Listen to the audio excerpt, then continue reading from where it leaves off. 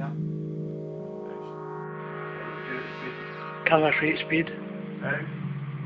Yeah. Hello, Alfred. Would you like to tell me a little bit about how you came to live in Scotland? What were the circumstances that brought you to this country? I was in the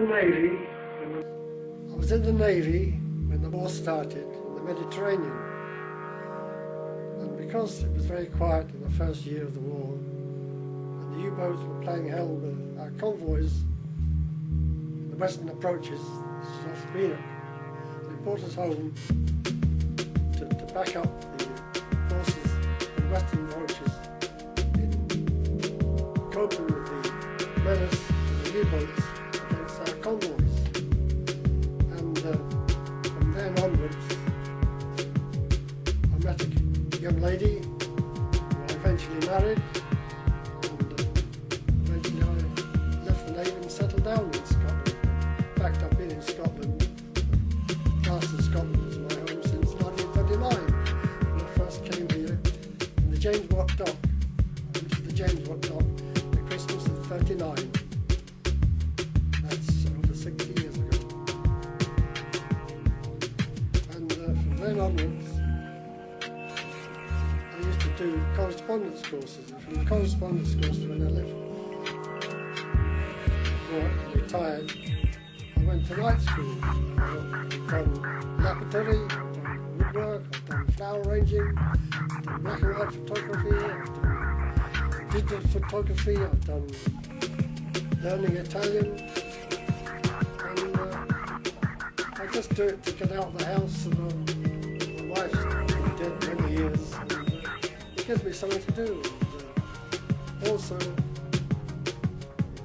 I'm in good company, and I enjoy myself. I hope everybody else enjoys my company too.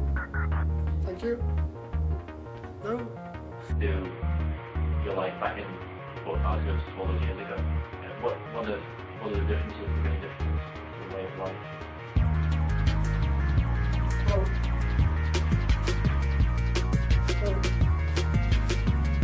When I first came to the port, it was known as a dirty old port. Some of you might know, some of you might not know. But since then, there's been improvements in housing and general overall conditions, and I think everybody's benefited from the improvements that have occurred in the port and the modernisation that's occurred in the port. So I think it's good for everybody. I see. And what career did you yourself pursue after the war? I was in, when I left the Navy, I was in 14 years in the Navy. When I left the Navy, having turbine experience, I went into power stations, and I served in power stations for 30 years until I was retired. And after I was retired, I got a bit fed up with myself in the first couple of weeks. I took a job driving old people in King Street. So I drove a bus in King Street, driving old people around the town to dances, to clubs. I took them for runs to Helensburgh, up in the hills for 14 years. And I enjoyed it. And even then, I used to go to night school in the evenings. I enjoyed doing things, and that's me. You can't sit back and let years catch up on you. You've got to go with them and chuck them out behind you. And do you find that you have, when you mentioned the activities that you do now in New Yes, Zealand? oh yes, definitely. It's good for them, it's good for everybody else. I enjoy it. And, you shouldn't let life pass you by, you should go with it.